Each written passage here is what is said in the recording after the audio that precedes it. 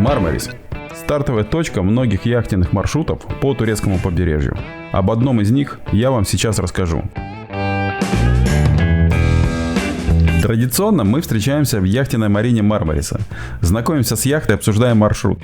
А вот полный маршрут вы сможете посмотреть уже сейчас по ссылке под этим видео. Отправляемся в Фетхе. Фетхе. Здесь Эгейское море встречается со Средиземным, а бирюзовые прозрачные волны с лесистыми горами. Здесь голубая лагуна Алюденис, входящая в список лучших пляжей турецкого побережья. Ликийские гробницы и древний город Тель-Месос, входящий в топ достопримечательностей Турции. Фетхе. Здесь уютные улочки старого города с их неповторимым колоритом, торговцами и ремесленниками. Рыбный рынок Фетхе. Мекка для гастротуристов со всего мира, а гора Бабадаг для любителей экстремального туризма и параглайдинга. Здесь можно окунуться в яркую ночную жизнь клубов Фетхе или погрузиться в полное спокойствие и созерцание, побыть наедине с первозданной природой и самим собой. Отдых в Турции. Для многих это горящие туры, трансферы, гиды, толпы туристов, групповые экскурсии, переполненные пляжи, суета, маята и даже усталость. Но есть вариант все сделать по-другому. Увидеть другую Турцию с кардинально другого ракурса, с моря. И отправиться в 7-дневный круиз на яхте по заливу Фетхе.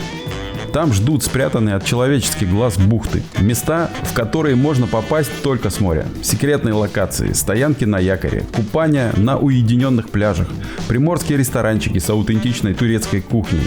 Но главное – полное погружение в природу, культуру и атмосферу Турции. Полная приватность, полная свобода. Яхтенное путешествие по Турции начинается с общественного транспорта. Комфортный автобус от аэропорта Даламан до Мармариса довезет вас за 1,5 часа и примерно 5 евро. Если вы едете компанией, можно взять трансфер или такси. Это около 75 евро. Чтобы устроить себе морское путешествие по Турции, надо арендовать яхту с капитаном в чартерной компании. Либо, если у вас уже есть лицензия шкипера, встать за штурвал самому и арендовать яхту самостоятельно. Если задумали стать капитаном, это тоже ко мне, контакты под видео. Отдать швартов.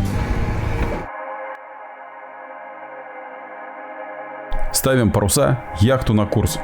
Выключаем двигатель.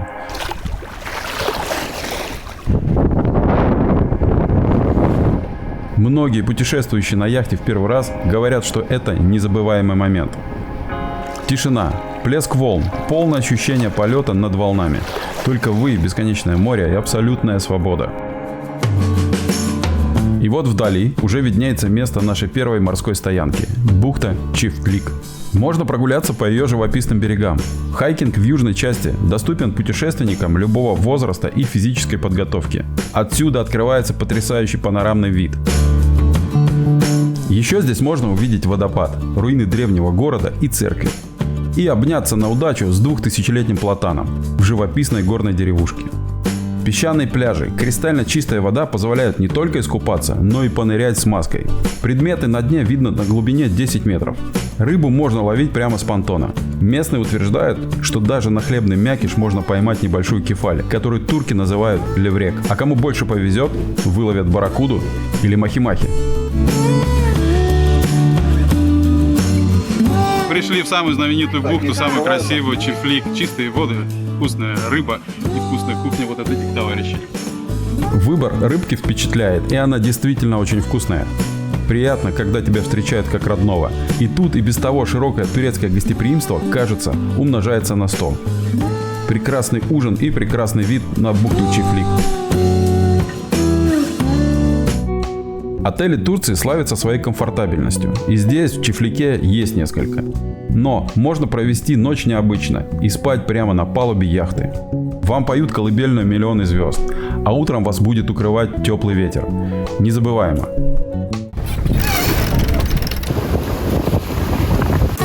С чего должно начинаться правильное морское утро? Морская рыбалка. Прямо на ходу, прямо с яхты. Шанс хоть какой-нибудь на тунца или махи-махи присутствует. И, конечно, самый главный ингредиент прекрасного морского путешествия, вне зависимости от улова, сложности маршрута или погодных условий, это хорошее настроение и умение радоваться простым вещам. Когда вам посчастливится ходить на яхте, восхищайтесь не скоростью, восхищайтесь природой. Вот этим прекрасным синим морем. Даже имя дали, греческий синий. Это же офигенчик, ну просто офигенчик.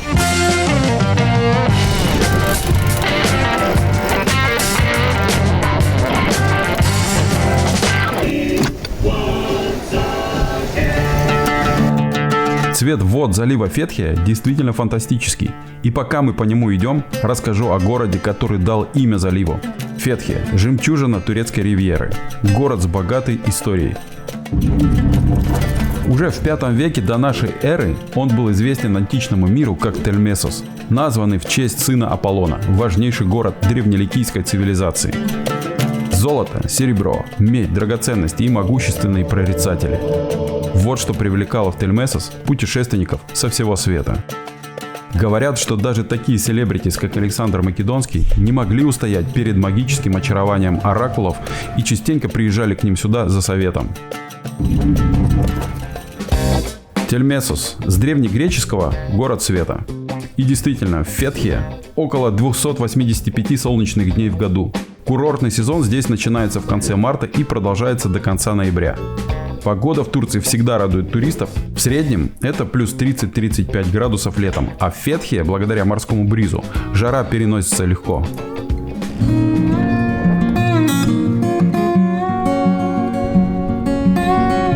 На закате мы заходим в неземной красоты бухту, где нас ждет, конечно же, свежая рыба и потрясающий вид. Мы нашли владельца, который нас знает, любит и помнит. В итоге мы на вот таком балкончике. Завтра утром мы вам покажем, как выглядит этот балкончик с видом на прекрасную бухту. Мы находимся в бухте Фетхия. Называется Капи Крик. На картах обозначен именно так, либо Кебюн Кью. Здесь же одноименный ресторанчик, который называется Кебюн Ресторан. Сюда попасть на машине невозможно. Только морским путем. Сюда можно либо приехать на яхте, либо созвонившись, договорившись с владельцем ресторана, вас заберут с берега. Здесь все бухты и ресторанчики в этих бухтах славятся вкуснейшей бараниной. Это баранина, которую запекают в печи. И это действительно очень вкусно. Здесь нет особых достопримечательностей. Здесь красивейшие небольшие горочки, на которые можно взобраться буквально за 20-30 минут, и откуда откроется совершенно потрясающий панорамный вид. Вот с точки зрения таких вот красот, это место уникально интересно.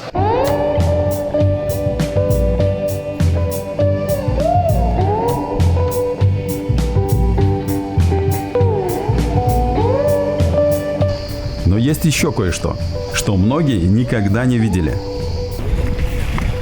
Пойдемте, что покажу. Стандартная история для таких бухт, в которой мы стоим, это плавучий магазин, который сам к тебе привозит продукты, и можно купить даже в тех местах, где нет абсолютно дороги в город и нет никаких магазинов. Там и себе натуральный магазин. Все, что можно найти в обычном, проще говоря, сельпо. Но согласитесь, не из каждого сельпо вот такой вид.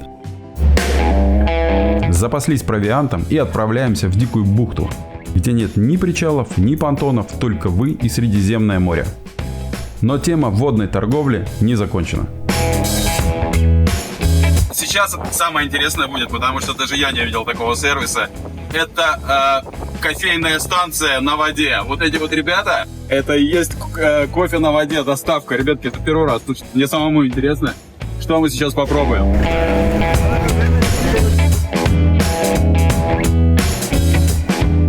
Впервые, наверное, на яхте у меня кофе приготовлен не внутри, а мне его доставили впервые. Я получаю кофе извне. Сейчас попробуем. Запах прекрасный. Ух ты. Здорово. Самое интересное. Давайте поиграем немножко в морскую историю. Вот на этом буклете есть зашифрованное слово. Зашифровано с помощью морских флагов. У каждого флага есть свое обозначение буквенное. Найдя название этих флагов, вы сможете составить слово. И тот, кто сделает это быстрее и правильнее, тот наверняка попадет с нами в морское путешествие на яхте. Я очень надеюсь, что вы заставите себя, сделайте маленькое хотя бы усилие, и вам будет интересно. Если вам это понравится, я вас уверяю, что на воде и на яхте вам тоже будет интересно. А пока мы наслаждаемся холодным, бодрящим напитком, кто-то уже готовится к старту регаты. Эта акватория очень интересна тем, что здесь очень часто проводятся регаты. Почему? Потому что ветер здесь, как правило, есть всегда изрезанная береговая линия, поэтому часто дуют интересные локальные ветра. Парусная регата — это очень красиво и азартно, но нас ждет бухта Бойнус-Буку. Тут невероятная тишина, аромат хвои, трав и соленой воды. Затерянный рай, в котором мы бросаем якорь. Меньше схода! Малым! Малым! Мы встали на якорь. Эта швартовка называется швартовка по-средиземноморски, когда мы бросаем якорь где-то в бухте и растягиваемся на швартовок к берегу. И ты один, прекрасная чистая вода, тебе никто не мешает, ты можешь сам что угодно делать и купаться столько, сколько хочешь в идеально чистой воде.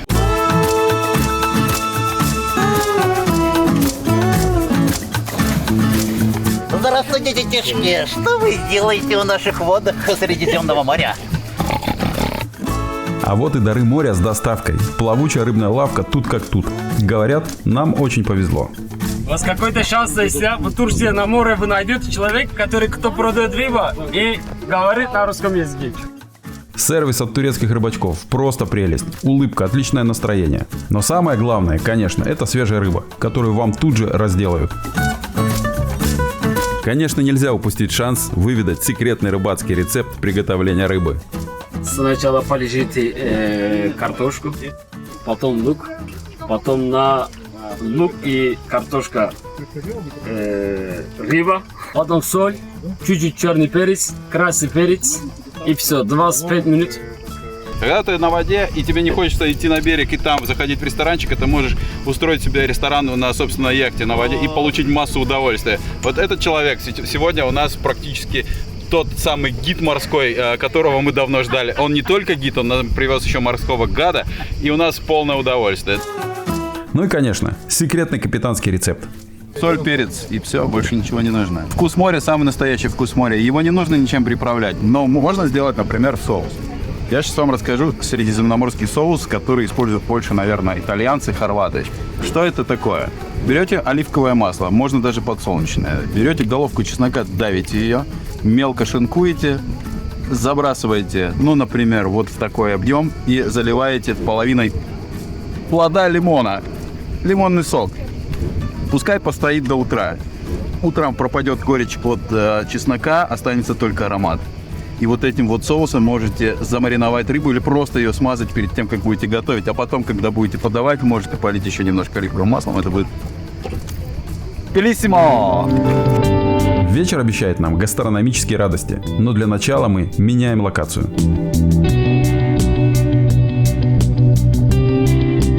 У нас сегодня вечерняя стоянка будет в городе Гёкчек, по-турецки, или Гёкчек. Прекрасное местечко, уютное, очень европейское, где стоит побывать. Там интересно, вкусно, иногда попадаются эксклюзивные товары, а иногда бывает так, что ты попадешь на великолепный какой-то ужин с мясной или рыбный ресторан. Вот очень рекомендую, мы сегодня попробуем насладиться этим маленьким городком. И вот там этот город находится.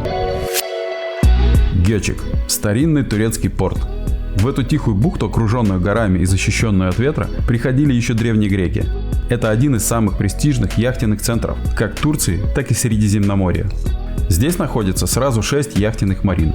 Эту маленькую идиллическую жемчужину, расположенную между Фетхи и Даламаном, часто называют турецким Сен-Тропе. Здесь особая атмосфера умиротворения.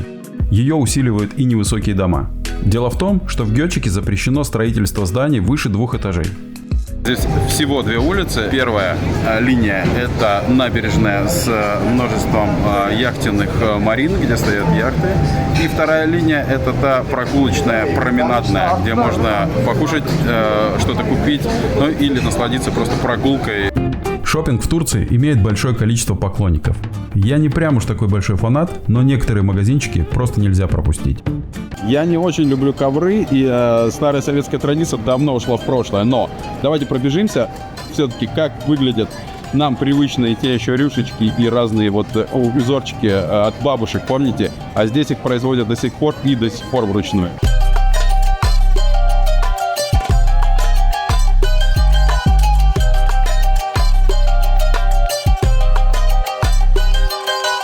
Среди этой восточной красоты просто не можем не поинтересоваться. А у вас есть ковер-самолет? Да, нужно только немного водки.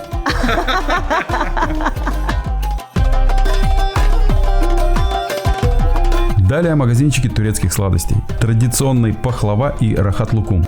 Но я ищу кое-что особенное. Я ищу Turkish Delight из помидор и огурцов. У вас есть рахат лукум из помидоров и лука? Нет, у меня такого нет. Это же не пицца. Ок.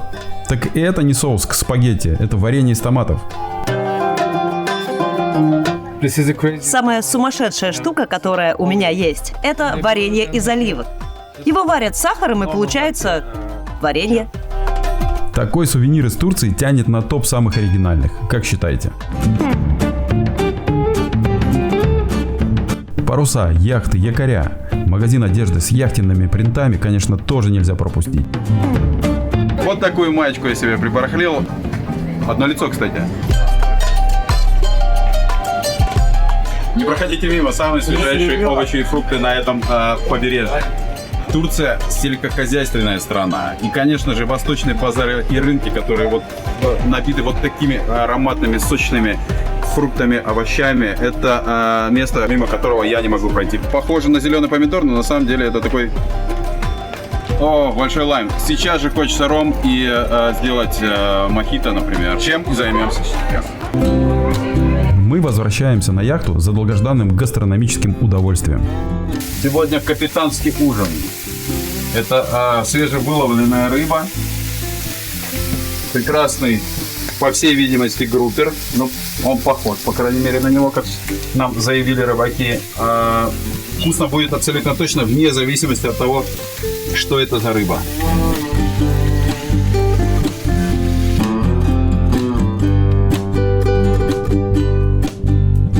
А там, где добрый ужин, там и доброе знакомство с яхтенными соседями. Рассказы о путешествиях, традициях, песни на разных языках. Добрый яхтенный вечер. Было очень приятно познакомиться. Да, нам тоже. Спасибо за вчерашний вечер. И вам спасибо, ребята. И этим славится тоже яхтинг, когда встречаешь замечательных людей. Совершенно неожиданно и в неожиданных местах. Это приятно всегда. Новые друзья. Это здорово. Гёчик оставил самые добрые впечатления. Кстати, отсюда рукой подать до Фетхи. Всего 30 километров. А в 40 километрах заброшенная греческая деревня Каякёй. Это поселение было основано примерно в 7 веке нашей эры и заброшено после Первой мировой войны. Алюденис – популярный лазурный курорт у подножья горы Бабадак. Его жемчужиной является Голубая лагуна. Национальный заповедник с потрясающим пляжем и морской водой с оттенками бирюзы и аквамарина. Многие считают, что это одно из лучших мест в мире для полетов на параплане. Недалеко райский уголок – долина бабочек. Ученые утверждают, что в этом сказочном месте обитает более 100 видов бабочек. Правда, большинство из них можно увидеть только ночью. Гимелер, или остров Святого Николая. Здесь расположены руины 5 византийских церквей, построенных между 4 и 6 веками нашей эры. Предполагается, что именно на этом острове был похоронен Святой Николай, и только в 7 столетии его мощи были перенесены в Миру. Античный город Ксантос в 87 километрах от Гёчика. Он включен в список всемирного наследия ЮНЕСКО и был одним из крупнейших городов Древней Ликии и ее столицей. Ну а мы проводим утренние водные и яхтенные процедуры и отправляемся наслаждаться морем и ветром.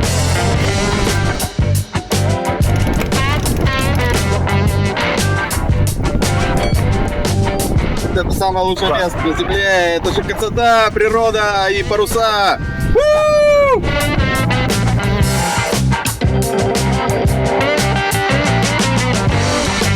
Мы совершили поворот Эверштайн. И самое прекрасное, что мы видели, как у нас паром перешел с одного борта на другой и как красиво встал. Посмотрите за моей спиной, какая прекрасная бухта. Мы нашли эту бухту. И невозможно не насладиться, да, красотами. Там практически необитаемый остров. Мало того, я вам скажу честно, туда на машине не добраться и никакими другим транспортным средством, кроме как на яхте, кроме как по воде, по морю туда дойти. Это самые уникальные места, которые мы можем вам показать и рассказать. Бухта Сарсала. Спрятанное в зеленых горах сокровище. Излюбленное место взыскательных яхтсменов, которые любят подолгу оставаться здесь на якоре, наслаждаясь первозданной красотой и умиротворяющей атмосферой. Холмы, густо покрытые соснами, спасают от зноя, дарят прохладу и потрясающий хвойный аромат, смешанный с морским воздухом. Песчаный пляж и чистейшая вода порадуют любителей отдохнуть на берегу. Местный ресторанчик, который работает аж с 1993 года, славится своей бараниной и морепродуктами, которые вылавливают для вас прямо здесь, не отходя от пирса.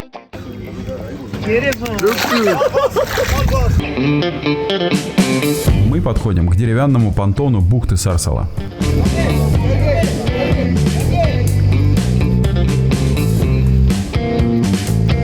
Сотрудники ресторана с удовольствием помогают швартовать яхту.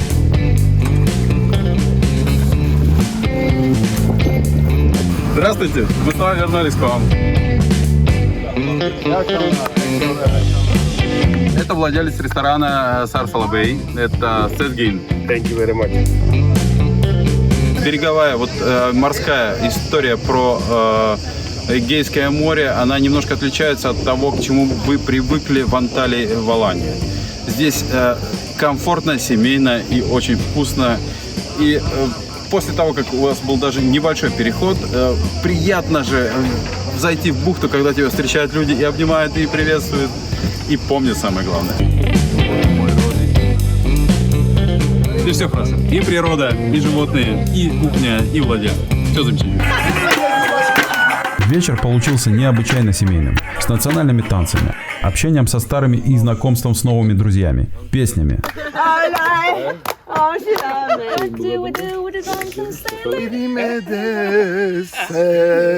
С широким народным застольем и теплыми воспоминаниями о бухте Сарсала. Мы отходим от дружелюбной бухты Сарсала. Утренний прогноз обещает свежий ветер. Отличный повод, чтобы потренироваться в настройке парусов, разогнать яхту и почувствовать скорость.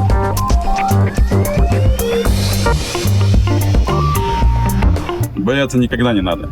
Лучше делом заняться, поработать, например, кофе сварить.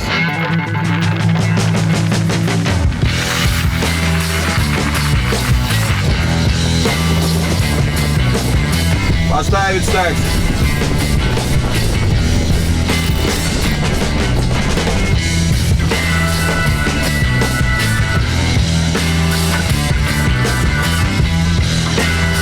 Несколько часов перехода прошли быстро, ярко и захватывающе, как поездка на американских горках.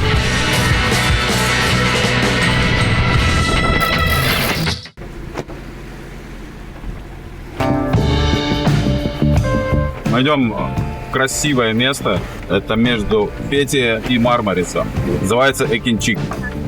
Прекраснейшие виды. Рядом есть место, которое называют Турецкая Венеция.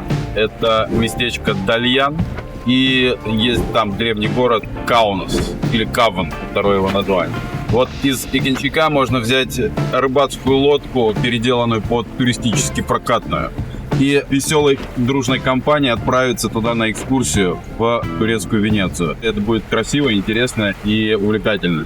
Но самое главное, получите массу впечатлений от города, куда невозможно зайти на яхте. В бухте Экинчик нас ждет ресторан, который посещали даже голливудские знаменитости.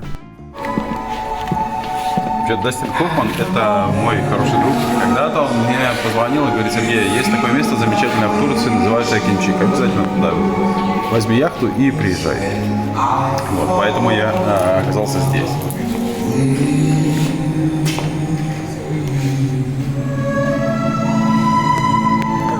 Ресторанчик уютно оформлен аутентичными предметами морского быта, наверняка привезенными из морских путешествий. Слушайте, а это прям настоящие, вот прям старые-старые, это не современные, это не синтетика, это вот так плели раньше концы для парусников. Декорации понтона Май-Марина в бухте Икенчик, стилизованной под старые развалившиеся крепости, выглядят очень атмосферно. Аромат хвои, цветов, розмарина, шалфея с нотками соленой воды расслабляет вас, пробуждает воображение.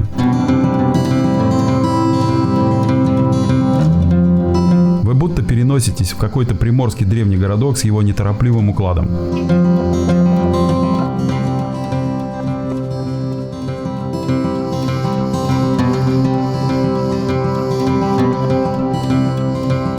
Затерянный островок вне суеты, вне забот и вне времени.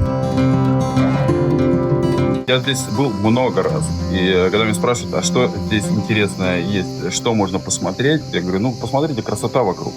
Никаких особенных достопримечательностей нет. Красивый ресторан, который вы видели. Прекрасная набережная, пирс, все стилизовано под старые развалины какого-то там замка. И это, казалось бы, все. Но нет. Есть одно уникальное сооружение здесь, в этом месте. Пойдемте. Здесь ездила такая специальная кабинка, которая поднимала красивых дам на каблуках и джентльменов от понтона прямо в ресторан. Собственно, то место, куда и причаливала кабинка с пассажирами. Такой колокольчик. Дынь-дынь. Наш фуникулер отправляется от понтона до ресторана. Но не только изысканные леди и джентльмены выбирают красоту, спокойствие, нетронутую природу и уединенные бухты Икенчик. Ежегодно, с мая по сентябрь, сюда приплывают находящиеся под угрозой исчезновения головастые черепахи карета-карета. Эти нежные существа доверяют водам и пескам местного пляжа свое потомство. А мы отправляемся в нашу начальную точку – яхта-марина Марбариса. История, которую я вам рассказал, мною пройдена неоднократно. И каждый раз я нахожу что-то новое. На этом маршруте постоянно появляются яркие впечатления. И это зависит от моего желания зайти туда, где я раньше не бывал. Или от погоды. Но всегда это маленькие открытия. Для вас я создал маршрут, который вы можете скачать по ссылке под этим видео. Там прописаны самые важные, на мой взгляд, локации, которые вы можете миксовать по-своему. В зависимости от пожеланий экипажа, ваших навыков, погоды. И также можете выбрать яхту, написав мне или воспользоваться другими моими предложениями по обучению, сопровождению на маршруте, подбору чартерных яхт.